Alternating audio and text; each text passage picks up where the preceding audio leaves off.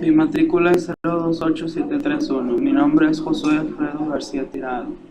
En esta conclusión aprendí que se llama función inversa o recíproca de una función f, una función cuyo dominio es la imagen de la función inicial y su imagen es el dominio de la función inicial. Es decir, si la función g es la función inversa de f, entonces se cumple que si fb igual a, entonces ga igual b, obtenemos una función inicial. La composición de una función también aprendí que es que si su inversa nos da la función identidad, la función inversa no siempre existe si una función es continua, también lo es su inversa o viceversa. Si la inversa es derivable, también lo será la función inicial. Analógicamente, si una función es derivable, su inversa también lo es. La gráfica de una función f y la de su inversa g son simétricas. Respecto a la bisectriz del primer y tercer cuadrante, es decir, la recta y igual x, por tanto, si m mayúscula b, a es un punto de f y por tanto sabemos que m será un punto de g, entonces las pendientes de las tangentes en m mayúscula y en m son inversas, es decir, si las pendientes de la tangente en m será 1,5 para poder calcular la función inversa de cada una. También aprendí que una función polinómica es aquella que está definida por un polinomio donde son números reales que se llaman coeficientes del polinomio. Las características generales de las funciones polinómicas son el dominio de definición es el conjunto de los números reales siempre continuos, no tienen asíntotas, cortan el eje al eje x como máximo un número de veces igual que el grado del polinomio, cortan el eje y en el punto o 0 a 0 en el número máximo y mínimo relativos es a lo sumo igual al grado polinomio.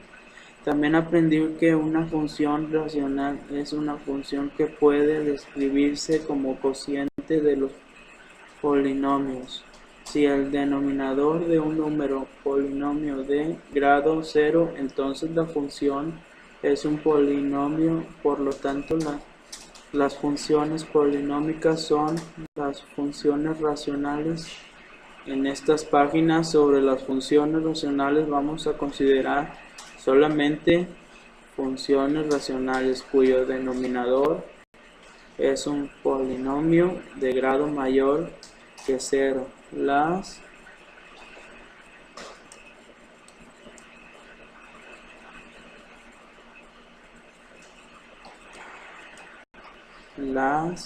funciones racionales pueden tener características que las diferencias de las funciones polinómicas singulares.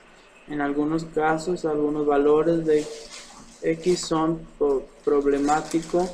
Esto es debido a que las funciones racionales hay un denominador que puede ser 0 y no podemos dividir entre 0 esos valores de que hacen 0. El denominador juega en algún papel especial, como no podemos calcular el valor de una función. En esos valores decimos que la función no está definida. Para esos valores da x, también decimos que esos puntos no pertenecen al dominio de la función. El dominio de una función racional, también aprendí que las funciones exponenciales son las funciones que tienen la variable independiente x en el exponente, es decir, son las características generales de las funciones exponenciales del dominio de la función exponencial es R, su recorrido es 0 más 8, son funciones continuas como a 0 igual a 1, la función siempre pasa por el punto 1a la función corta el eje y en el punto 0.1 y no corta el eje x punto como a1 a la función siempre pasa por el punto a1a si a1. La función es creciente si 0a la función es decreciente siempre con cóncavas del eje x es una sinsota horizontal si a1 al elevar un número mayor 1 a cantidades negativas cada vez más grande el valor de la potencia. También aprendí que las funciones logarítmicas es la viceversa de la función exponencial. Características generales de las funciones logarítmicas son el dominio de una función logarítmica, son los números reales positivos dom f igual 0 más 8, su recorrido es r y mfer. Son funciones continuas como IGA igual a 1, la función siempre pasa por el punto A1, la función corta el eje X en el punto 1, 0, si A1 como loja LOGA 1 igual a 1, la función siempre pasa por el punto A1, si A1, si o 0, A1, el eje es una sinsota vertical si son convexas, si A1 son concavas, si 0, A1, si A1, el eje y es una sinsota vertical cuando X igual 0 más, entonces LOGAX menos 8 si o A1 cuando X es 0 más es dominio de las funciones logarítmicas, es el recorrido de las funciones logarítmicas. También